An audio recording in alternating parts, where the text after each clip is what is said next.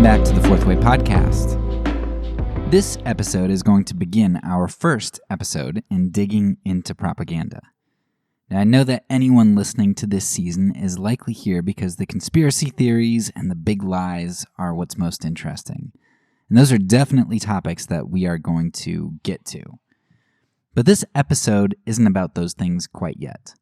This episode is rather the foundation to all of those future episodes. For as alluring as it might be to skip this episode and go straight into the good stuff, I've set this season up in such a way that by taking stair steps up to the big stuff, I think you're going to be able to more easily discern how to identify truth from lies and propaganda from conspiracy theories. For this episode, then, we are going to lay the groundwork for what propaganda is. What is it? How does it work? Why does it work? And on whom does it work? The foundation that we set up in this episode is going to follow us all throughout the season, so pay very close attention. Before digging in, I want to let you know that I will be drawing from a ton of various resources, most of which, if they're in book form, can be found in my propaganda list on Goodreads, which I'll link in the show notes. But there will also be some other links that I put in the show notes that might be videos or articles or whatnot. For this episode in particular, there are 4 specific resources that I'm going to be drawing from most heavily. Propaganda by Jacques Ellul, as well as his work, The Technological Society. I'm also using Bernays' Propaganda, and I'm also significantly drawing from Stanley's How Propaganda Works. All great books. Bernays, you could kind of put to the side and maybe skip that one, but all of the other ones are fantastic in regard to this topic. Okay, with all that out of the way, I think we are ready to jump into propaganda proper. So first of all, what is propaganda?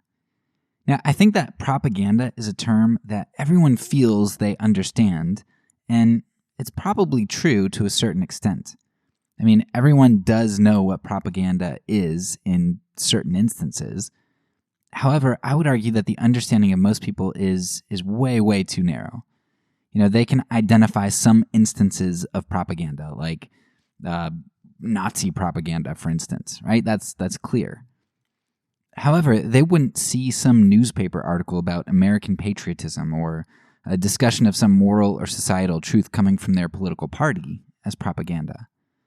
So don't dismiss the what is propaganda section, as there are going to be some things that I think you're going to discover that you didn't know about propaganda. So starting off at the most basic level, both Bernays and Stanley attribute the idea of propaganda to originating from the Catholic Church. And it originated with the idea of the church propagating information in an attempt to fight certain heresies. This idea of propaganda or propagation was just the teaching of the true faith, correction of error, right? Now, put your negative impressions of the Catholic Church aside if you have them, and just give them the benefit of the doubt here for a minute. You know, the origin of the term propaganda came from an attempt at an educational campaign, a presentation of information which the speakers thought was true.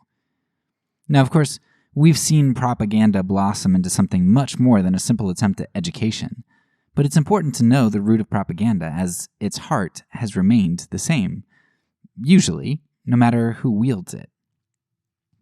The central goal of propaganda is going to be to educate, and often the one implementing the propaganda has a genuine belief in what they're attempting to teach or accomplish. Propaganda often has a backbone of truth inside of it, and really, the more truth that it contains, the better it is in terms of producing belief and securing certainty. If someone has doubts about 1 or 2 points of some truth that's being spouted, but as many other points of truth that they can rest on, then they can live with the mass of certainty that they do have in spite of 1 or 2 uncertainties. The more truth that exists, the more the certainty in the lies can be bolstered. And this is a common misconception that propaganda is untrue information. That's not true at all.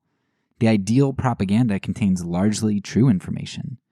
Heck, maybe this misunderstanding is actually propaganda in action. Propaganda creating this false idea of what propaganda is so that it's harder to identify. Who knows?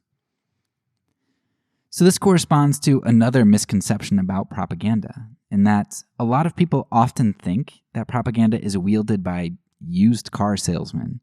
And no offense if you are a used car salesman, I don't mean this like literally used car salesmen are bad. It's just the term that we use, so you know what I mean. So a used car salesman might try to sell you a lemon, a car that doesn't work or has some problems with it that are hidden. And that used car salesman might know full well that the car that he's selling is broken and not worth what he's pricing it at.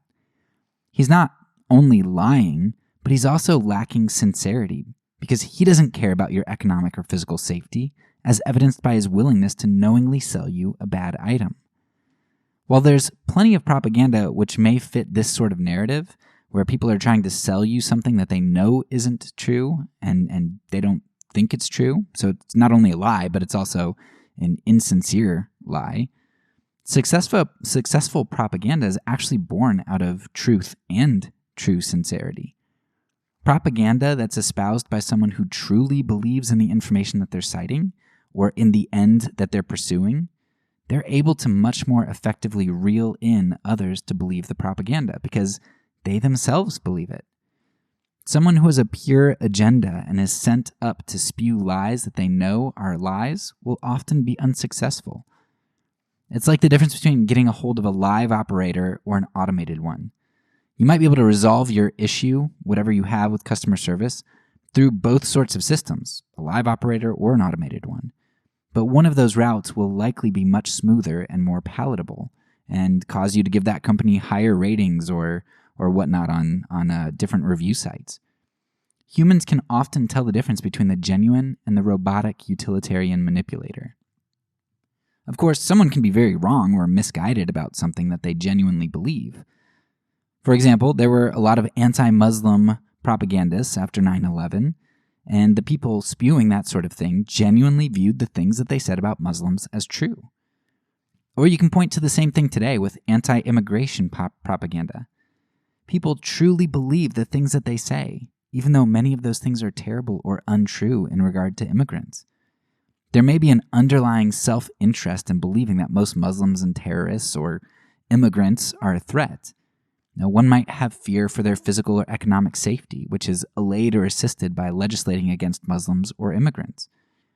Nevertheless, many, if not most people who hold anti-Muslim or anti-immigrant sentiment aren't sadistic psychopaths who just want to hate people.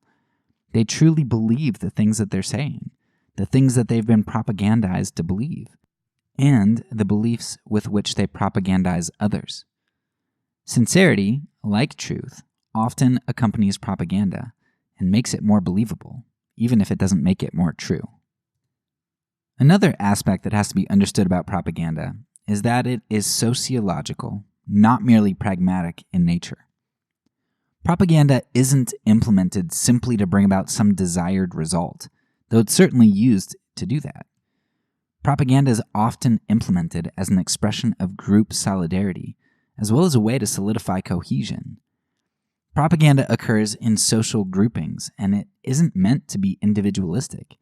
It doesn't function as well on the individual level. This is why advertisements, while depicting or implicitly offering individual pleasure fulfillment like sexy women or material wealth, they do so in ways which tend to be sociological. I may enjoy having a nice car in and of itself, but having a nice car is advertised as causing other people to elevate me in their minds, hence my ability to get sexy women to come ride in my car with me. For me to simply have a car is just for me as an individual to have a car. But for me to have a car, which is alluring to other people and elevates me sociologically, that's different. If I can get sexy women to ride along with me, and if I can get heads to turn as I drive down the street, that's more alluring to me than me just simply having a car that's going to take me from point A to point B.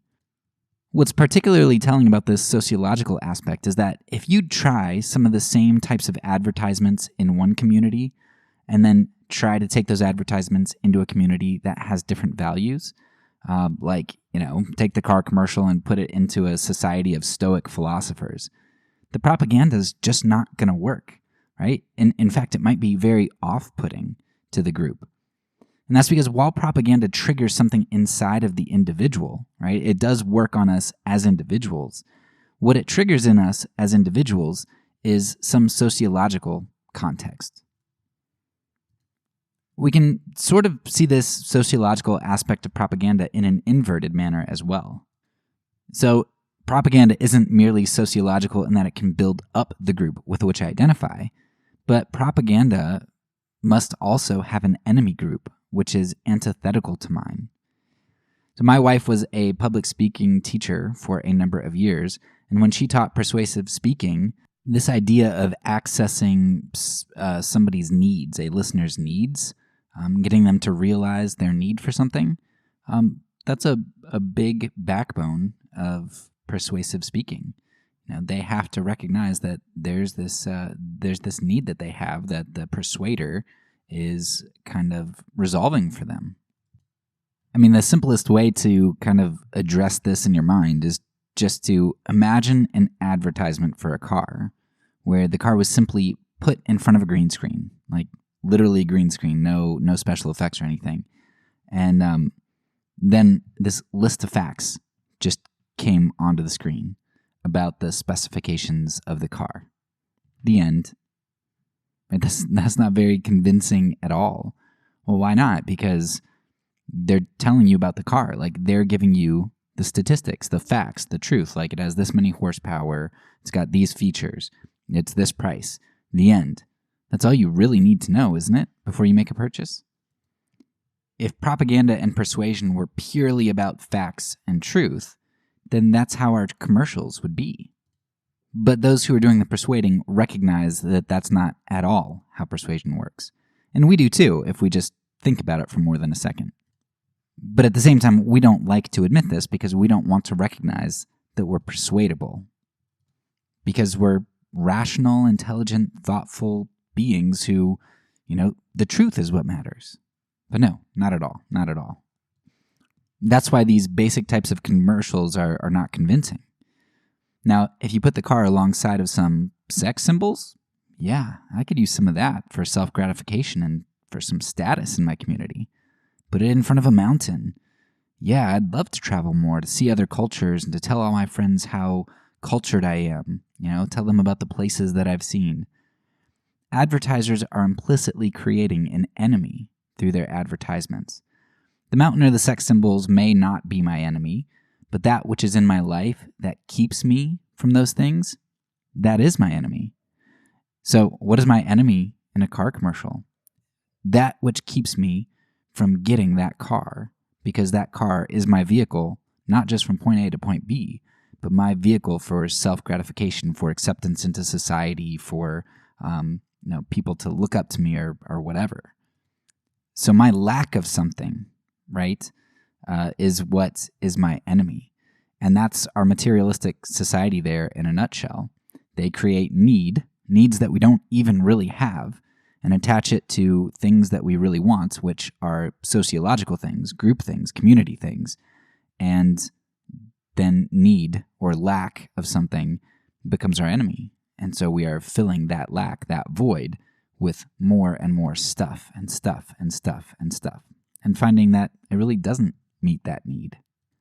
But what's worse is, it doesn't just remain at my lack of something or my felt need for something as being my enemy, because I have a lack of something and needs, not because of some inanimate object or circumstances, but usually those things are attached to somebody.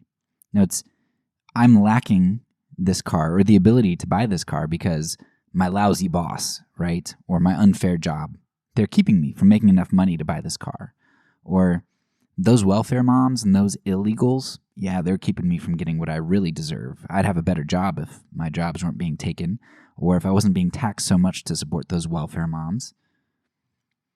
The advertisement doesn't have to show images of your boss or of immigrants, because the positive culture that they're showing you, where people value and obtain sexy women and leisure travel, and where your enemy becomes that which stands in your way, it doesn't take many steps for the obvious enemies to arise, for our own minds to create them, or our political parties are happy to kind of fill in the gaps for us too. If you're a blue-collar worker, the immigrant is going to be your enemy. And if you're a large company or very wealthy, then those who would prevent the labor of cheap immigrants from working in your factory might be the enemy. Either way, an enemy's created for you. Perhaps one of the best examples of where something like this happened was after the Civil War. So you got free blacks and poor whites, and both of those groups actually had quite a lot in common in terms of their oppression by the society around them. Yet, through social actions and propaganda, the poor whites were actually pitted against the free blacks. Now, the northern industrialists, they didn't have a problem absorbing black labor during the Great Migration. Right? They're happy to take those black laborers into their factories, for the most part, unless there was pushback from some of the white communities who feared that their jobs were being taken and stuff, and so and they rebelled and such. But by and large, the industrialists, they didn't mind cheap labor. But the low-level white worker, they did. And there were many killings and lynchings in the North and the South, as the poor whites identified blacks as their enemies. But this wasn't abject and overt hatred. Now, instead, it was hatred that was masked behind certain truths that the poor whites knew were correct, like black inferiority or blacks just having a natural tendency towards crime. Right? Their hatred was justified. It was grounded in something true, at least something that was true in their minds, and something that other people were happy to propagandize them about. Propaganda fulfills an important function in that it not only solidifies our group and creates enemies, but it also helps us to hide or justify vices like hatred, which we know would otherwise be wrong. It makes us feel self-justified in those things. Finally, for this section, propaganda is something which reduces the material cost of power. Put more simply, it greases the wheels. It causes groups to cohere, and it prevents friction in those groups. Now, you might think that this is a relatively unimportant reason to propagandize. I mean, when you think of all the money spent on advertising, it's hard to believe that all of that money is worth it. Coca-Cola alone spends $4 billion a year on advertising worldwide, and that seems ludicrous. How do they make back $4 billion in just selling like Coke products? Like it's insane. It's got to be so much of what they make, which shows you how little I know how much Coca-Cola makes. But let me put this into an example that I think will help to kind of make this a little bit clearer.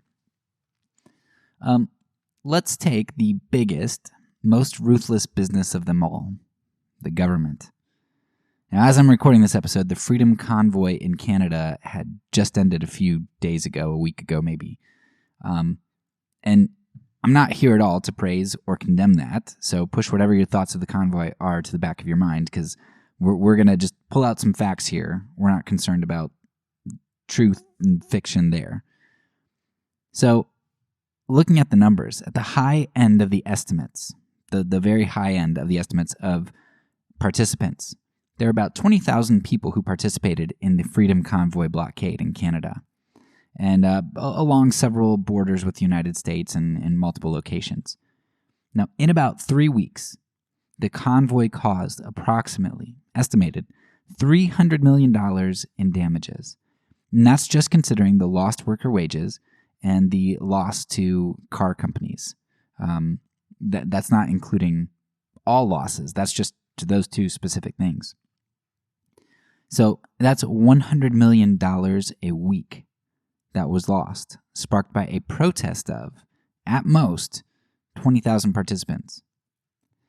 Now, we did a whole season on nonviolent action, which you should definitely go and listen to.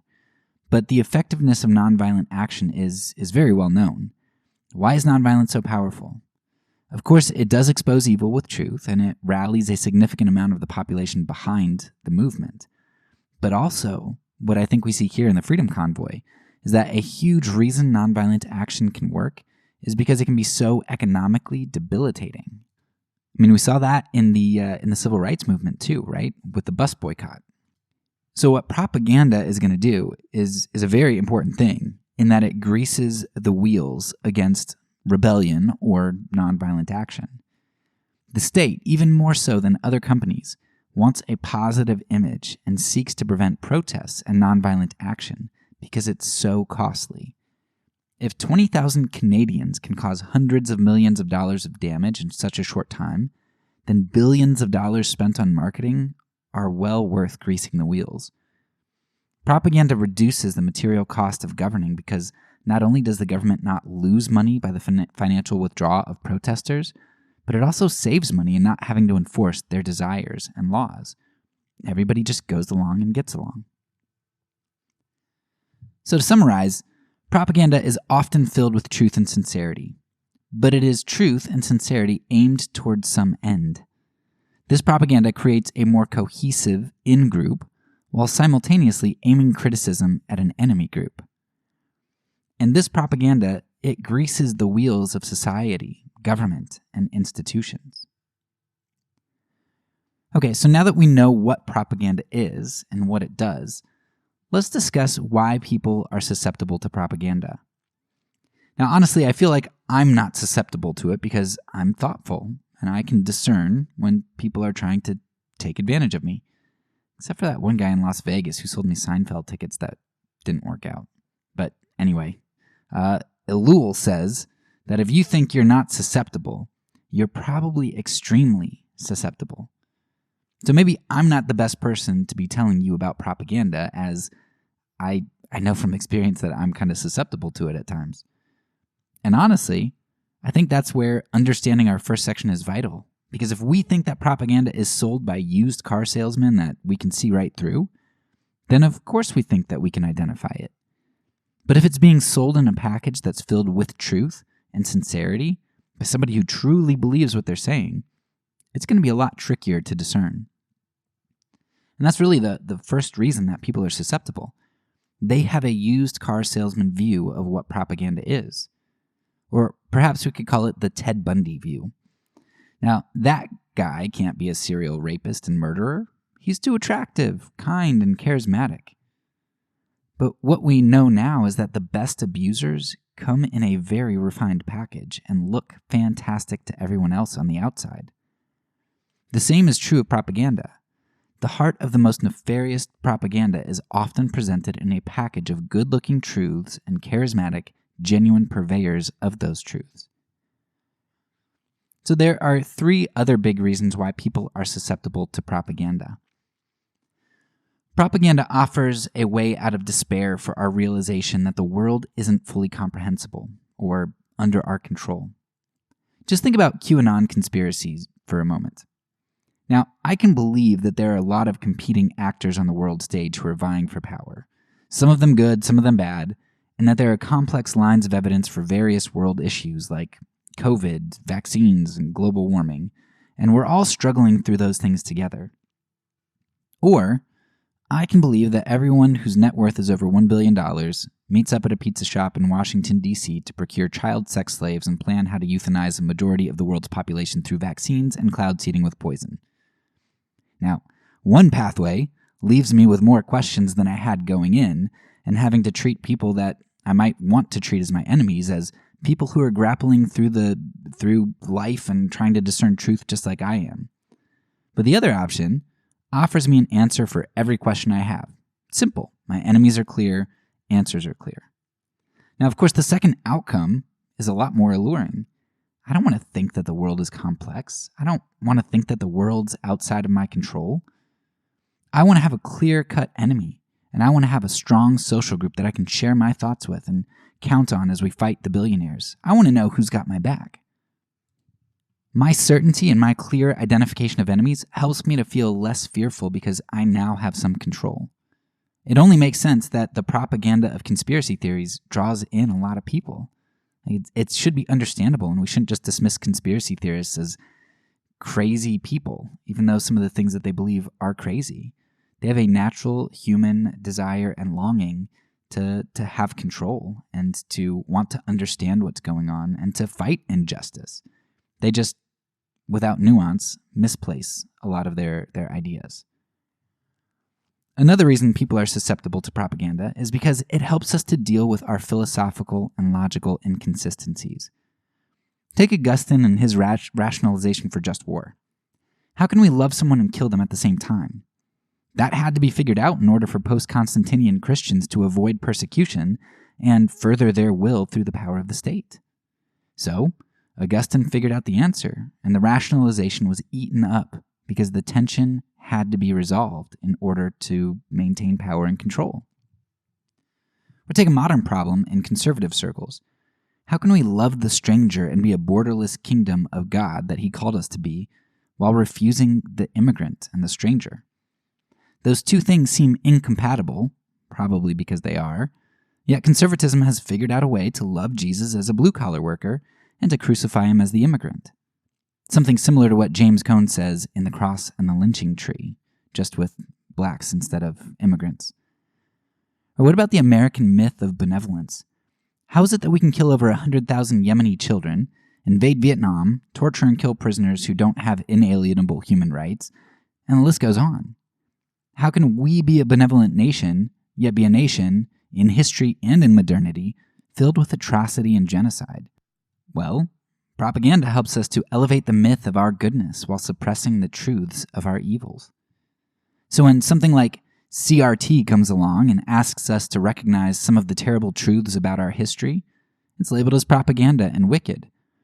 Of course, CRT has problems and is itself wielded as propaganda, sure. But for those who have been propagandized under the concept of American goodness, CRT is actually counter-propaganda and something which exposes truths that the propagandized patriot was never allowed to hear. So propaganda is extremely valuable in the way that it allows us to avoid facing tough decisions about our philosophical, logical, or moral consistency, or national history. It prevents us from having to change our minds or our ways. It prevents cognitive dissonance and provides us with a certainty of our position's rightness and goodness. From this, we get our final reason for why propaganda is able to draw people in. If you are in a community of people who have embraced propaganda in order to embrace something like the myth of American benevolence, then a significant part of your identity is going to be that propagandized perception of truth. You are going to find community in others who share the same beliefs as you. The more heavily propagandized a belief is, the more you're likely to form a community around that belief. This is why when I refused to vote for Donald Trump in 2016, I found out that there were many in my conservative Christian community who were propagandized much more heavily by the Republican Party than by Jesus. I believed the same theological truths that they did, but many were willing to see me as an enemy because their true God and Savior was the GOP, not the GOD. Sorry for that dad joke.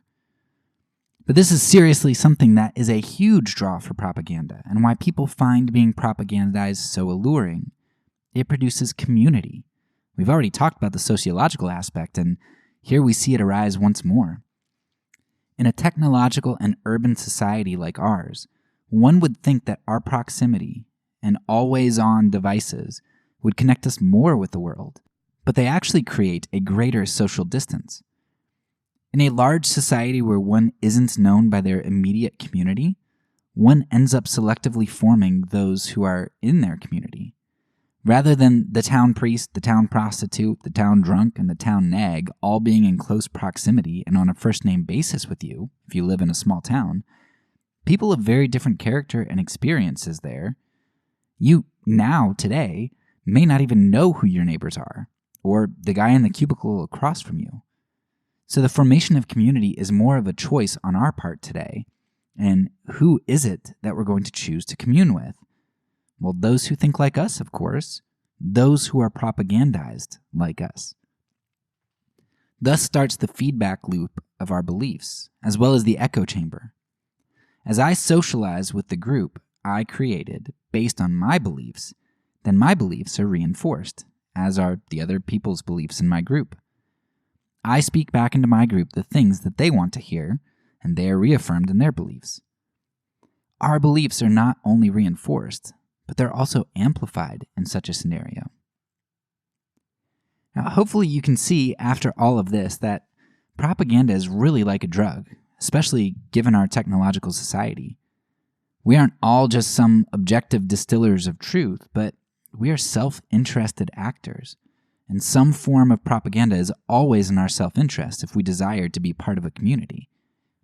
This idea is called interest relativism by sociologists who understand that the acceptance of information as true enough to change one's beliefs and actions is dependent far less on the veracity of the information and much more on what changing one's mind is going to cost you.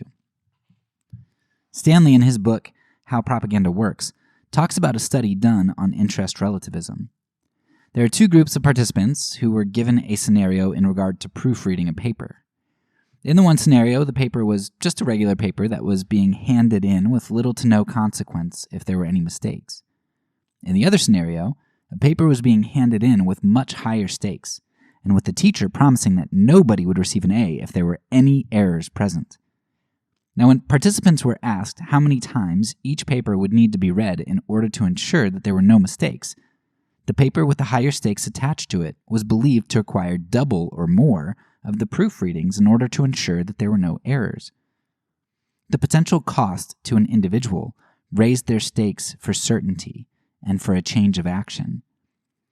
Interest relativism is a real issue whether you're on the left, the right, or in the middle of a political divide. This is in part why Thomas Kuhn's paradigm shift observation is true. In his book, The Structure of the Scientific Revolutions, Kuhn recognized that we don't change our minds about something that we've long held to be true when we're 51% certain that we're wrong. We don't even do it if we're 60% certain that we're wrong. Not usually, anyway. Changing our paradigms often requires a very high certainty level for wrongness of a long-standing belief. Sure, part of that is because it requires resources and energy to shift paradigms, but another big factor is the social factor. Just take QAnon for a moment. Now, it might be relatively easy for me to make an intellectual case against Q, at least to get someone maybe to 51% certainty of their wrongness. But that wouldn't be sufficient. Q is more about a social grouping than it is about some intellectual truth. And the same can be said of lots of ideologies, from religion to politics to corporate brands. With that understanding of why people are susceptible to propaganda, why you and I are susceptible, it's important from here to move on to talking about who propaganda tends to influence. Propaganda tends to influence people who are the opposite of me. It influences poorly educated, hillbilly, backwoods, ghetto people.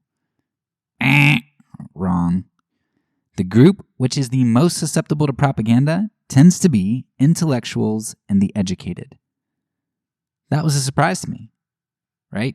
I reeled from that one, as you're probably reeling from that one too. That seems like propaganda in and of itself, somebody who is anti-intellectual. Well, Jacques Ellul, an intellectual philosopher, said this. He called out the intellectuals. He said that intellectuals are the most influenced by propaganda. But why? That doesn't even make sense. Well, think about it for a second. Propaganda is fed to us through interactions with material, right? Interactions with others, with writing, with conversations, whatever. Now, when you're living in close proximity to others, you're invested in social media. You consume streaming services and advertisements. You're wealthy enough that marketers want to influence you, and you're living away from the community where you grew up, meaning that you are choosing your flavor of propaganda and what groups you want to be a part of.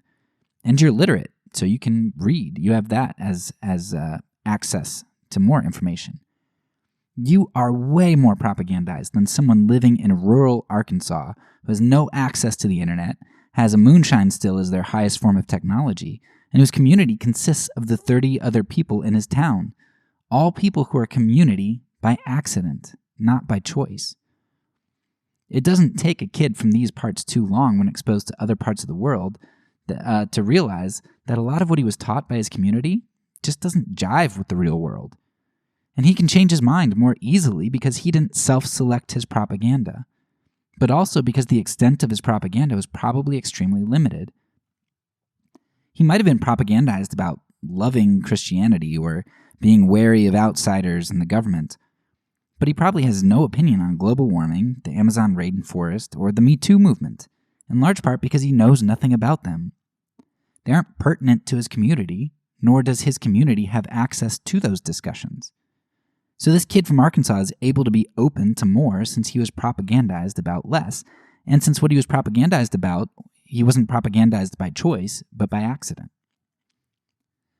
But now think about those who are more educated. They've been propagandized their whole lives. They've received much more propaganda because they're literate and more has gone through their eyes and their ears. And they're doubly invested in their communities because they have self-selected their communities and they've locked themselves in. Beyond that, the educated feel the need to have an informed opinion about everything, so they're likely to speak on many topics that they don't truly understand, as well as not in agreement with others like themselves who feign knowledge on a topic. This leads to the intellectuals consuming a lot of secondhand information, which has a tendency to lead to incomplete or erroneous information. And of course, to add the icing onto the cake, intellectuals tend to be more haughty and believe themselves good discerners of information and truth. Now, add to this that many who are listening to this podcast live in a democracy and accept the democratic form of government as ideal, if not flawless. However, in a democracy, informed consent of the governed is required to run the government smoothly. This means that to run a democracy, I have to be informed, you have to be informed, we all have to be informed if we're voting. Yet, the more informed I am, the greater the chance that I have succumbed to propaganda's influence. Of course, there's a monkey wrench thrown into this machine here, though I think Elul would not be surprised at all. While all I've said so far of intellectuals is true, with the increase in technology providing access to more and more rural areas, the definition of educated or intellectual would change significantly. Everybody and their brother now has access to secondhand information and is connected to information from around the world. So a rural kid from Arkansas really hardly exists anymore. We have thus become a society that is more and more propagandized. Elul saw both this technological and propagandized aspect coming, and I strongly recommend you pick up both of his books on these topics. I also recommend you pick up Stanley's book, How Propaganda Works, for a look at picking apart some of the huge problems of democracies in regard to propaganda. Okay, we've taken a lot of time setting up what propaganda is and what it does. Now I want to take a look at how propaganda is actually implemented. The first component of propaganda is education. And education is vital for at least two reasons. First, as we saw earlier, it is intellectuals and the more educated who are more prone to being propagandized in certain ways. So education provides individuals with the tools to become propagandized, whether that's the tools to read the praises to Mao in Chinese schools, or the praises of a whitewashed Washington in American schools. Education provides one with the tools and access to become propagandized. But second, education often is itself a propagandizing tool. While information can certainly open one's mind to diversity of opinions, this is only true if there's truly a diversity of opinions being presented. But chances are that whoever determines the curriculum is selecting a diversity that isn't really diverse, as they have some agenda in mind for their education. Now, this isn't necessarily a critique on education itself, as there has to be some goal towards which you move students who are being educated, and selecting what's in the curriculum inherently means that you're selecting resources which are excluded. And that's true whether you're in a public school, a private school, or you're being homeschooled. You can't teach or include everything. So all education will be inherently propagandistic, to a certain extent at least, just as will all raising of children by parents. However, many modern school models and parenting models implement problematic forms of propaganda in that they are authoritarian in nature, or as Elul might call them, technical in nature. They dictate information and direct students to the information that they want them to obtain, with specific information being the end goal of the process. You can see this in no better place than standardized tests, the ultimate assessment of an information-based education, or an authoritarian-based education. But when I was a teacher, I had kids ask me all the time why they had to learn about stupid things like valence electrons or atomic numbers. And when were they ever going to use that crap? Now, I told them, at least in my class, that the point wasn't for me to simply convey information to them, but to give them the tools to assess and process information. So I used a lot of Socratic questioning and puzzle sorts of elements to get the kids thinking and problem solving. We focused a lot on mnemonic devices and analogies that related our science concepts to other concepts in the real world. In my mind, the goal of education wasn't for my kids to know about valence electrons, but to learn and apply logic and strategies to the learning process so that they could become better thinkers. So while it would be true that I was propagandizing kids, even if I were to start my own school, as I would have to select what information that I wanted to present to them and what information I excluded, nevertheless, an education that is focused on becoming critical thinkers, it is far different than a system focused on the obtaining of specific information. One system provides selected information and invites students to engage with it and pick it apart. The other system dictates the information and it expects students to regurgitate it. With a child propagandized, educated, actions tend to become reflexive, which is also a part of what propaganda seeks. Propaganda is way less concerned with my opinion than it is with my action. And there are tons of examples of this, but I'll give two right here. I've talked a lot about Václav Havel in this podcast. In his article, Power of the Powerless, Havel gives a fantastic story of a greengrocer who is told by the state to put up a sign which says, "Workers of the world unite." It's a harmless sign on its face, but everyone knows that there's a whole lot of philosophy behind it, and complying with the request to put out the sign shows a compliance with the state. In fact, to not put the sign out would be seen as a subversion of the state, and it would lead to punishment. While the government would prefer a citizen to be on board with them in action and in philosophy, their biggest concern is really that one comports with their actions. If 1,000 grocers chose not to display the sign, that could be disastrous for the government, as it would let others know that there were other dissenters and that the government was built on a facade, on lies. A dinky little sign and the compliance of the masses are vital to propping up the lies of the state. Action is more important than thought to most propagandizers. An example from my personal life, I know that my natural instinct has long been to put my hand over my heart during the Pledge of Allegiance, or at the singing of the national anthem. And I still feel kind of dirty when I don't do that kind of stuff. I don't do it anymore, but I feel dirty when I do. Morally and socially dirty. It's been a sacral act ingrained to me since I first started going to school. By the time a kid's 18, they've likely, if they go to public or most private schools and Christian schools, they've likely had well over 2,000 opportunities to experience this formative act. And even if they feel a little strange doing it, or they don't really believe what they're saying or doing, the fact that everybody just kind of does it anyway, it forms us as a group. Education is formative, and it makes our actions reflexive. And now, that's my personal experience of not putting my hand over my heart, but I think you can see this like in popular culture now.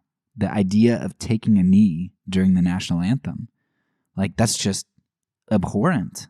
Well, why is that so? Propaganda. Propaganda is a good place to start looking. We've been propagandized through sacral acts. So education makes actions reflexive, even if we don't necessarily believe what we're doing, right? It's more important that we act than that we believe, though, of course, both are desired by the propagandist. Now, we could apply this to information as well as to sacral acts. When someone addresses the Civil War in the South, the reflex is often by Southerners, states' rights. When someone says that Lincoln was one of the worst presidents we had because of all his repealing of individual rights and the locking up of journalists and dissenters, the reflex is, no, he was the best because he got rid of slavery. Propaganda is a large part of why we experience such polarization in our society. propaganda gives us simple answers, clear enemies, a clear in-group, and we hate nuance. Now, Ellul gets at the heart of this, and he predicts our polarization 60 years before it happened. He says something that we're going to come back to in a future episode, but I'm going to read it here again because hearing this multiple times is going to be good for you anyway. Ellul says, quote, "A modern state can only survive if the citizens give it their support, and that support can only be obtained if privatization is erased.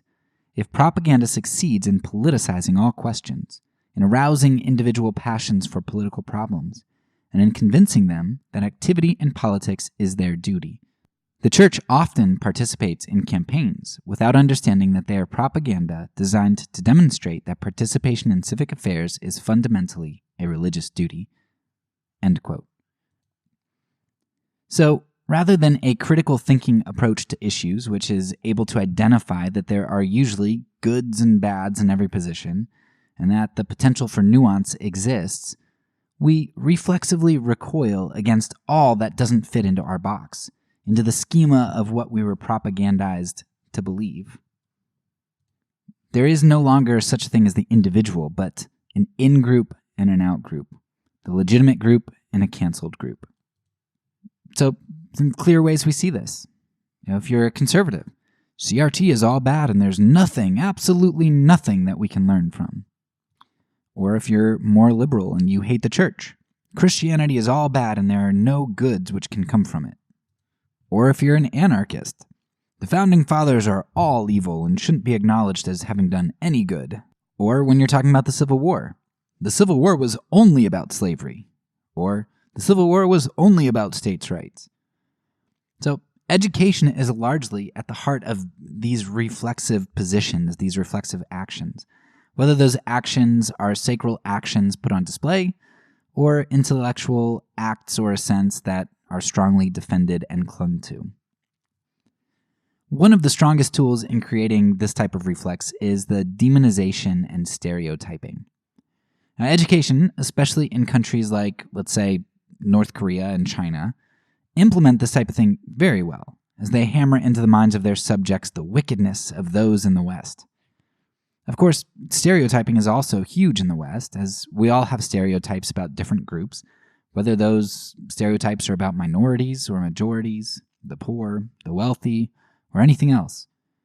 As groups are more propagandized and passionate about their propagandized beliefs, these stereotypes and beliefs become packaged and condensed into what we call slurs. And it's a much easier way to deliver propaganda in one-word slurs than it is in more complex ideas. So wherever you hear slurs, you know that the individual has been strongly propagandized by someone or some institution. And saying that slur is going to signal to those around the individual what team he's on and get his team to gather around him, as well as to ostracize the enemy that he's identifying with his slur. But today, slurs have kind of gone out of fashion. They've become more discreet, right? They haven't disappeared. People just can't use them openly because they're looked down upon. But they've become more discreet as they've become more taboo. Slurs today are hidden in political discourse by what we call dog whistle politics. They're things which are said that, like a dog whistle, are heard and recognized by a certain group, dogs, I guess, while flying under the radar for everyone else. So in Georgia, where I live, saying that you aren't going to allow MARTA to come out to Gwinnett County means that the politician is just trying to protect your property values by not allowing public transportation into your area. Well, that makes sense. I don't want my property values to go down, right? But we know what it really means. It really means that we are keeping the city, aka black people, and minorities too, other minorities, from expanding out to us and preventing access by poor people, especially minorities, from accessing jobs and housing in our communities. In Cruz's book, White Flight, it does a fantastic job, specifically about the area where I live, but talking about white flight, right? But talking about how like the percentage of jobs that were inside the perimeter of Atlanta, and then how they moved outside of the perimeter, and then not having MARTA blocked people from getting to jobs that they had lost because those jobs used to be inside the perimeter. It's really fascinating and terrible and complex. But we all know what it means, and we're denying it if we don't, that what it means when a politician says that we're going to prevent MARTA from coming into our area. It means we don't want black people to live there. Of course, you can't say we don't want black people to live there, so we just say, oh, we don't want MARTA. No, MARTA here is a packaged slur in disguise, because my community can't just come out and say, we ain't want no N-words here. So most people only think of slurs as, those 4 or 5 letter words that you can come up with about groups. But really, dog whistle politics are a way to maybe package slurs even more discreetly. Well, I guess slurs aren't really discreet, but a dog whistle is a very discreet slur because you can get the same concept across in a way that you can always have denial. So while propaganda is disseminated through various forms of education, it also functions in that it tends to promote fear. And slurs kind of do that, right? Talking about slurs, sure, when you use a particular word, maybe it doesn't create fear.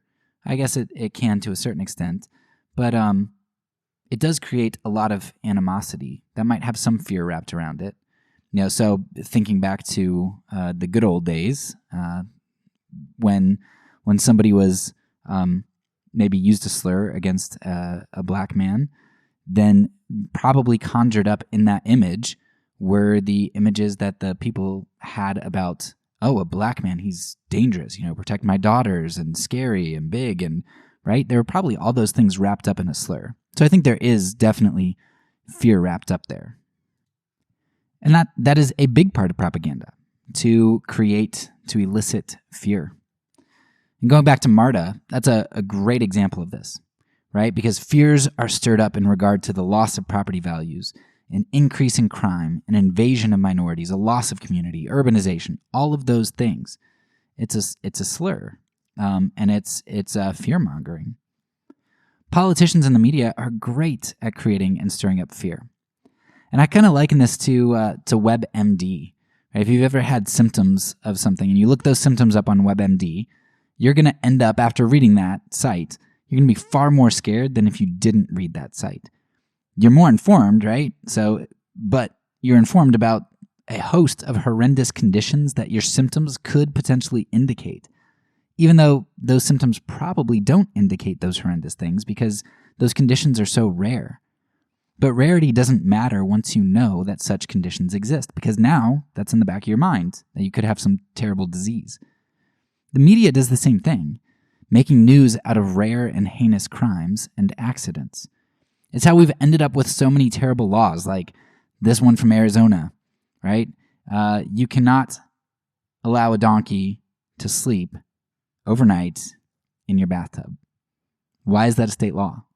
Well, because a dam once broke and flooded a property where there was a donkey sleeping in a bathtub. And so in 1924, there's this law that they came up with because of a dam breaking and flooding a house where a donkey was sleeping in it. Now, what are the chances of a dam breaking and flooding your house, let alone flooding a house that has a donkey sleeping in it? Right? Why do you make up a law for something like that? It's so rare. But that's what happens when when you highlight these freak incidents. You kind of think that, well, we got to do something about this. We need some action to be done when it's only like affected 5 people in the world. So propaganda often uses information in order to create a fear in us. And oftentimes this is an irrational fear. Now, being gracious, we can see that this creation of fear could be intended to protect us and to help us stay safe, or to help donkeys and bathtubs to stay safe. But many times this fear is used to move one's actions towards a desired specific goal or agenda. Look at how immigration or crime are used by politicians to garner votes, with Perhaps no campaign being more famous for than Bush's 1988 campaign, where he used that infamous Willie Horton ad to scare people into voting for him. Propaganda often moves fear, which is appropriate, into anxiety, which is inordinate fear. If one's fears are logically regulated, then they can be logically dealt with. We can do it rationally with nuance and take our time, be patient about it. But if one's fears are inordinate, then the potential for the acceptance of inordinate responses grows significantly. And that's okay for propaganda, because propaganda's goal is its end goal. It doesn't so much care about whether your response is reasoned or not, right? They just want reflex. Another aspect of creating inordinate fear is that this is often accompanied by the hurrying of a response. Hurrying a response prevents critical thinking and invokes reflexive action rather than thoughtful action. And I have seen this so much with working with the poor.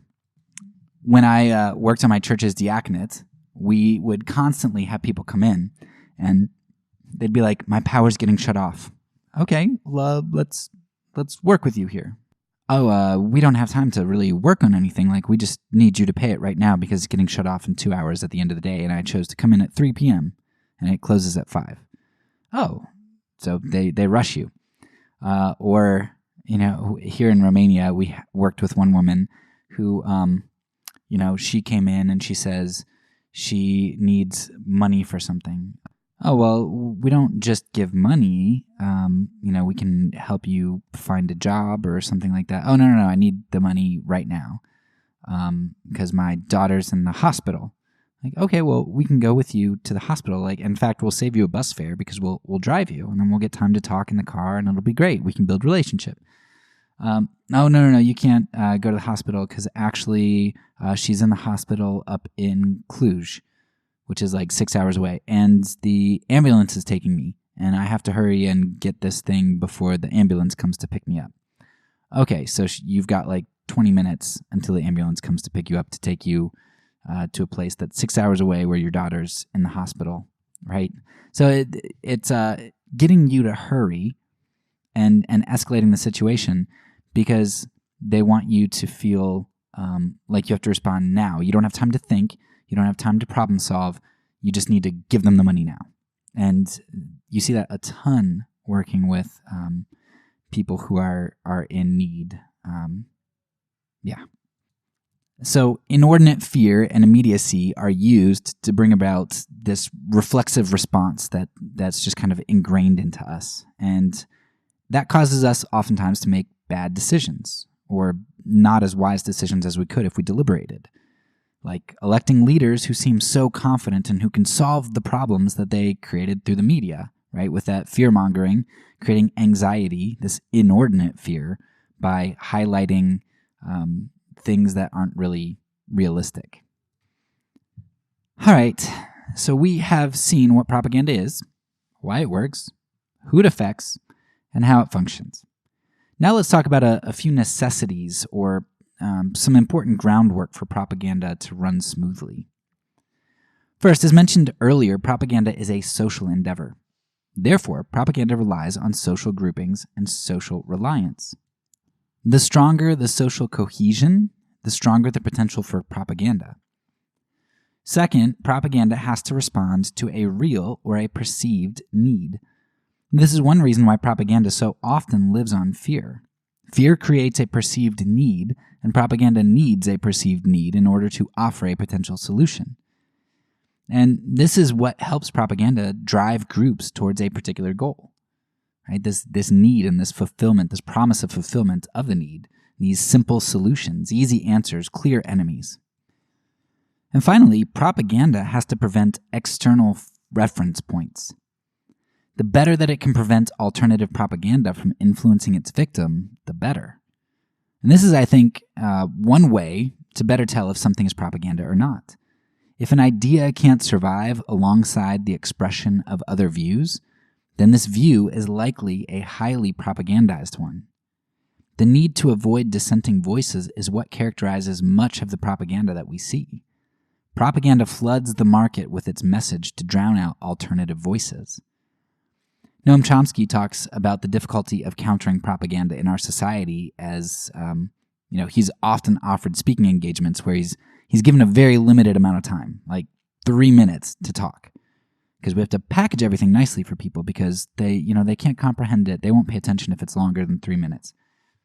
So he says that if he tries to package his nuanced points and get into rebuttals of the current view and then an assertion of his with information and stuff like that, there's no way that he can do that in 3 minutes.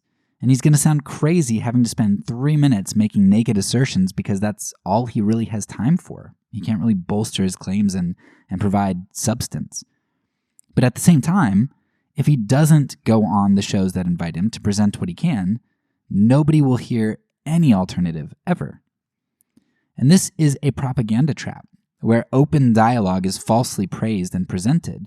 When media shows you these 3-minute conversations between people, that's a propaganda trap. It appears that they're having a maybe civil discourse and a good dialogue, but you don't get to any of the real substance or content, right? Propaganda wins out because it maintains the control through those things. Of course, perhaps that is better, like the illusion of dialogue, the illusion of discussion, than what other countries are able to do, like North Korea or China, where they're able to suppress dissenting ideas by restricting certain terms. Terms like free speech or free press. Like in China, I know, has tried to block out those from discussion in universities. Like you don't bring those words up.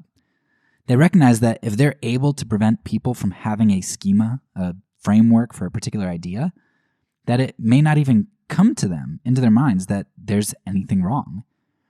A lot of what abuse counselors do for abused women and for abusers is to help them recognize what abuse really is. Women often know something is very wrong with their relationship, but they don't think it's abuse because doesn't abuse mean to be like physically beaten, like badly beaten, not just like hit a couple times? But all these other terrible things that her partner's doing, things that he's saying, psychological games, right? Those aren't abuse in her mind. So she really has no recourse. However, when she recognizes all that abuse entails and is able to apply it to the category of abuse, when she goes to a counselor, when she starts talking to friends who say, hey, that's abuse, then she begins to have power in confronting what's going on because she can name it. The same thing's true with all the other types of propaganda. Limiting our framework and dissent, even to the extent of limiting terminology that would give us the ability to discuss things, is powerful, and propagandizers know it. So definitely look out for that tactic. The limiting of conversation and information and language, words, is a huge tactic for propaganda. Recognize that a lot of times when ideas are being attacked, they're being attacked because propagandizers are seeking to prevent language from expanding our ability to put words on injustice. Now, I think we see that with racism, with abuse, and with all other kinds of things as well. Finally, I want to talk about two other aspects of propaganda, which may be a little bit more minor, but definitely something that we'll come back to and you should be looking out for. And that is Mithridatism and Sensitization. Now, Mithridatism is essentially acquiring immunity to a toxin. If you have ever seen The Princess Bride, great example, right? Where one of the characters has built up an immunity to the poison and can therefore survive drinking it. Now, propaganda, with all of its saturation of our lives, gives us this ability to a certain extent. There is so much propaganda in the world, in part because we need more and more propaganda to remain propagandized and to feed our need for social grouping in order to feel fulfilled socially, right? For our propagandized group to feel more cohesion. At the same time, we also become sensitized or more sensitive to propaganda. And I don't mean desensitized here, but like actually sensitized, which is sort of the opposite of Mithridatism. We actually become more sensitive to propaganda over time, the more we're propagandized. Because I think this is an important concept to grasp. I want to give you 3 examples here because you might be thinking, wait a second, we become more immune, but we become more sensitive. That doesn't make any sense. So here's 3 examples where I think something like this happens. Okay, first there's the drug addict example. After using drugs, the user often requires more of the drug to reach the same high. That's sort of like Mithridatism. But at the same time, that user will also become more sensitized to the drug in a certain way. Just think about how me, having never used cocaine, getting my hands on cocaine for the first time, how would that feel to me? I might kind of feel a little bit fearful of cops catching me or whatever it's going to do, and maybe a little bit excited. But compare how I would feel to how a drug addict who hasn't had their hit, their fix, whatever you call it, today or for a week, they get their hands on it. Man, their heart rate is going to be going up. They're going to, I don't know if you salivate for cocaine, if your nose starts running. I don't know how that works. But, right, they're going to have physiological responses. They're going to be sensitized to it, even though they're going to need more cocaine because of Mithridatism or whatever you call it. I don't know if that's only for poison, but I'm using it here for drugs too. So they can experience both things in that same occurrence, right? I won't feel a thing, whereas the Mithridatized and sensitized addict is going to need more cocaine, yet at the same time have more sensations as they get their hands on it and prepare to take a hit. 2 other examples here.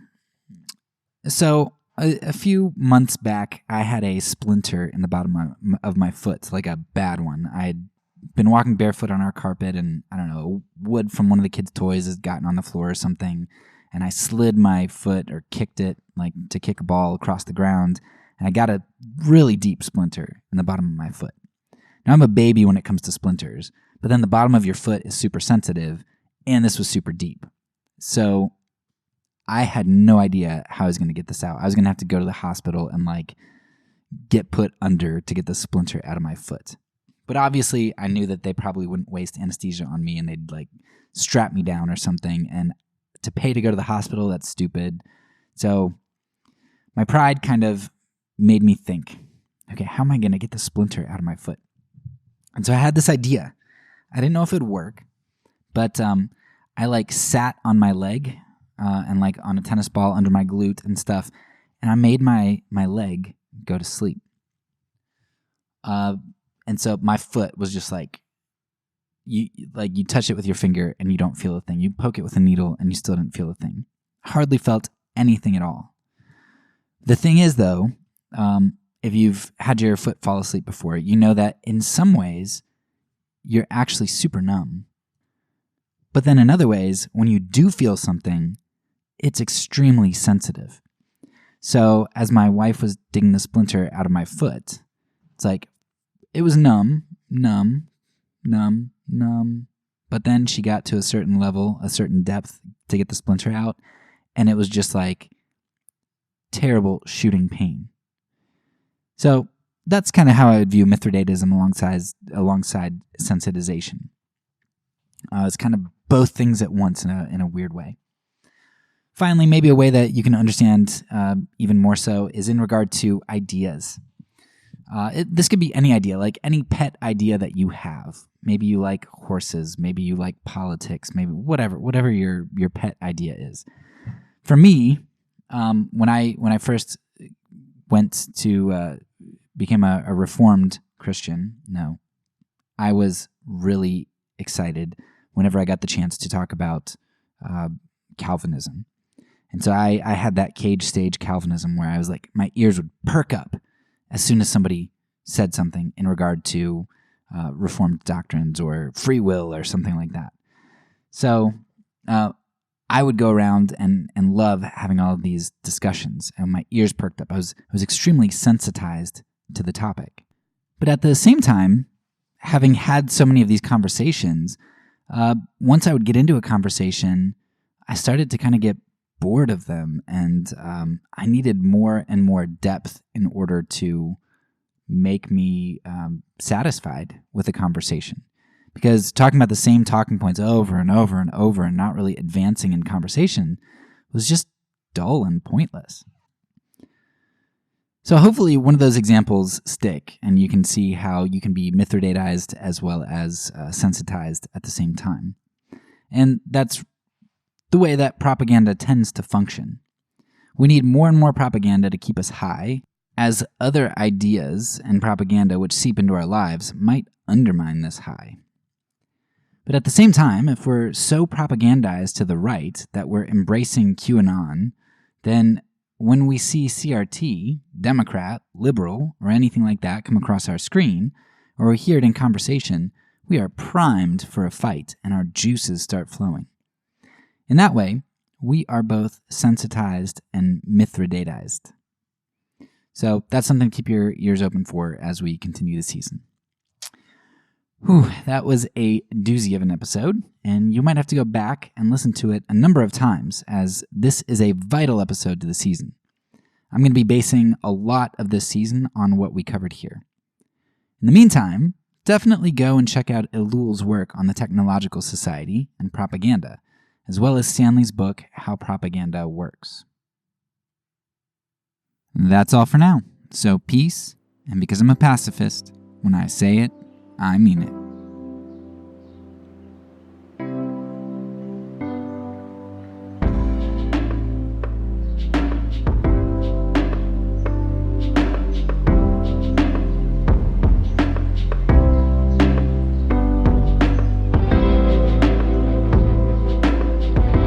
This podcast is a part of the Kingdom Outpost Network.